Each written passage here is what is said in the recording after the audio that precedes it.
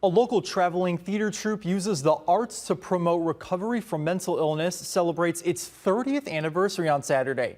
Stars of Light started in 1995. They evolved into a Stepping Stones of Rockford program made up of people who may be dealing with a mental illness along with other community members. One of those who performed today was our very own Aaron Wilson right there. The group's artistic director says the performers are like family and they create an environment of understanding and acceptance to say it's okay if you make a mistake. It allows people to go, oh, this is not something that we need to be ashamed of. It is not something that we need to avoid. It is something that we can embrace and utilize to make our community stronger.